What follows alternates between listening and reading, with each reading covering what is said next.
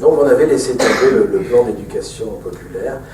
Et il faut la Shoah, mesdames et messieurs, 6 millions de juifs, pour qu'on remette en place le plan de Condorcet, c'est-à-dire qu'on accepte cette idée toute bête, toute simple, que l'État républicain a une responsabilité d'ordre constitutionnel dans l'éducation politique des jeunes adultes,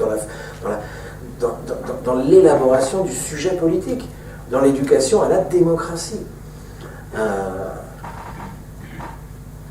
Alors ils vont faire un truc, ils vont rajouter une nouvelle direction au sein du ministère de l'Éducation nationale. Et ils vont demander un volontaire pour s'en occuper. Et c'est Christiane Faure qui va se porter volontaire. Vous savez, dans ce ministère, les directions classiques depuis 200 ans, c'est la direction du primaire, la direction du secondaire, la direction du supérieur, la direction des arts et lettres, les beaux-arts. On va y revenir tout à l'heure à celle-là.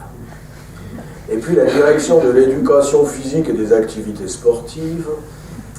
Eh bien, on va rajouter une nouvelle direction. Christiane Faure va se porter volontaire, la direction de l'éducation populaire et des mouvements de jeunesse. Éducation populaire, ça veut dire éducation politique. Mouvement, parce qu'on ne veut pas confier ça aux enseignants. On n'a plus confiance en eux, donc on va le confier au cadre des nouveaux mouvements de jeunesse. Et jeunesse voulant dire 21 ans. Jeunesse, jeune, ça veut dire adulte en 44. Attention, le terme a changé de sens dans les années 60. Ne faites pas d'anachronisme. Si je vous dis jeune, vous entendez un adolescent d'origine immigrée, avec une casquette à l'envers et des lacets défaits. Ben oui, c'est ça un jeune dans le discours des politiques. Quand Sarkozy parle des jeunes, il ne parle pas d'un mec qui a 26 ans, marié, catholique, 3 enfants, Sciences Po, et qui dirige déjà une agence bancaire. C'est pas ça un jeune. Et bien en 44, si, c'est ça un jeune. Un jeune, c'est un mec qui a un costard, une cravate, qui a 21 ans, qui va rebâtir la France, qui est rasé par des bombes américaines, avec du fric américain, des entreprises américaines, comme ils font partout en Afghanistan, en Iran, bref.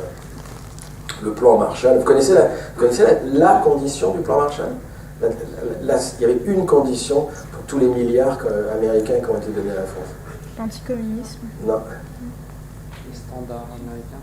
Ouais, la liberté de circulation totale pour les produits d'Hollywood. C'est la seule condition. Ils donnent des milliards, mais tous les films américains,